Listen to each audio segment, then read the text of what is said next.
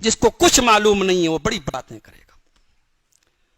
اپنے گھر میں ایک وقت کی نماز نہیں پڑھتا, اسے چنتا پڑی ہے کہ سعودی عرب میں نماز پر پابندی ہوگی. ارے اللہ کے بندے, تجھے کچھ معلوم بھی ہے؟ تو بیٹھ کر کے جو واٹس ایپ پر پھیلا رہا ہے کہ سعودی عرب کے اندر لوگ جو ہے اللہ سے ڈرنا انہوں نے چھوڑ دیا, ان کے دل میں ایمان کی کمی ہے, ان کے دل میں توکل کی کمی ہے, تجھے کچھ معلوم ہے؟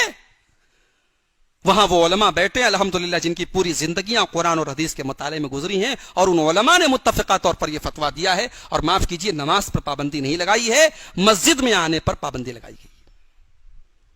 اللہ کے نبی نے اجازت دی ہے جب آندھی چل رہی ہو, بارش بہت تیز ہو رہی ہو, طوفانی رات ہو, نبی نے اجازت دی ہے کہ مسجد کے اندر جو ہے جماعت سے نماز پڑھنا ضروری نہیں ہے, بلکہ اذان کی جگہ اعلان کر دو صلو فی رحالکم, اپنے اپنے گھر میں نماز پڑھ لو اور اپنے گھر میں نماز پڑھ لو. بارش ہو رہی ہے, ظاہر سی بات ہے مرنے کا خطرہ تو نہیں ہے, زیادہ خطرہ ہے کپڑے گندے ہو جائیں گے, بھیگ جائیں گے, بیمار ہو جائیں گے. جب جسمانی خطرہ ہے, کپڑے کے خراب ہونے کا خطرہ ہے, اور وہاں نبی نے اجازت دی ہے کہ گھر میں نماز پڑھ سکتے ہو, تو یہاں تو جان کا خطرہ ہے.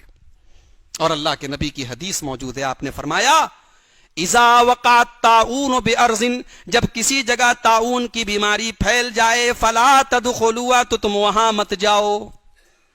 جب کسی جگہ طاعون کی بیماری پھیل جائے تو تم وہاں مت جاؤ.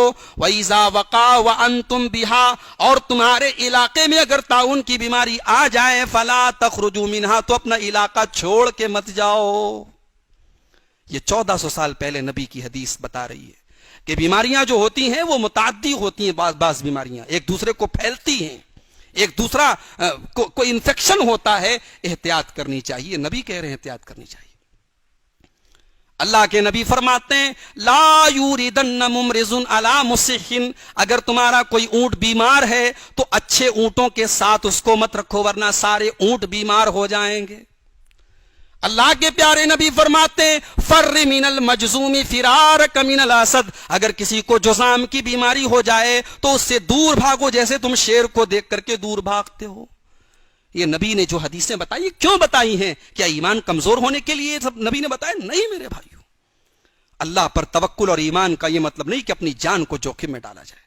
ہماری شریعت اگر یہ کہتی ہے کہ جمعہ کے دن نماز پڑھنے کے لیے مسجد میں آؤ, تو ہماری شریعت یہ بھی کہتی ہے کہ نماز پڑھ لو اور جا کر کے روزی روٹی تلاش کرو, اپنے کاروبار میں لگ جاؤ. یہ نہیں کہا ہماری شریعت نے مسجد میں آؤ اور اللہ کے آگے اللہ اللہ کرتے رہو, اللہ تم کو روزی تمہارے گھر میں پہنچا دے گا. اللہ رزاق ہے, لیکن روزی تمہارے گھر میں تب پہنچائے گا جب تم محنت کرو گے, کام کرو گے.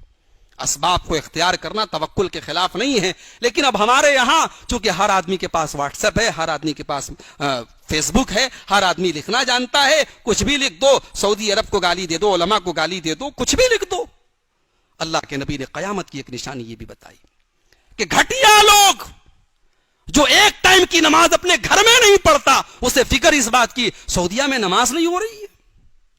ارے اللہ کے بندے, تیرے ملک میں اسکول بند ہوئے, تیری گورنمنٹ کا آرڈر آئے, تو کچھ کر سکتا ہے کیا؟ ہر علاقے اور ہر ملک کی جو حکومت ہوتی ہے وہ اپنے شہریوں کی حفاظت کے لیے بندوبست کرتی ہے. اللہ نہ کرے اگر ہمارے ملک میں بھی حالات سیریس ہو گئے تو ہمارے ملک میں بھی حکومت یہ قانون نافذ کر سکتی ہے کہ کہیں نماز بھی پڑھنے کے لیے آپ اپنے مسجدوں میں اکٹھا مت ہو, اور آپ کو ماننا پڑے گا. تو ہر آدمی کو ضروری نہیں کہ ہر معاملے میں اپنی ٹانگ اڑائے اور ہر چیز میں بات کرے. آدمی اسی معاملے میں بولے جس معاملے کا ایکسپرٹ ہو. اللہ کے رسول نے فرمایا کہ گھٹیا لوگ بڑی بڑی باتیں کریں گے, جن کے پاس نہ علم ہے, نہ صلاحیت ہے, نہ بولنے کی عقل ہے, وہ باتیں کریں گے.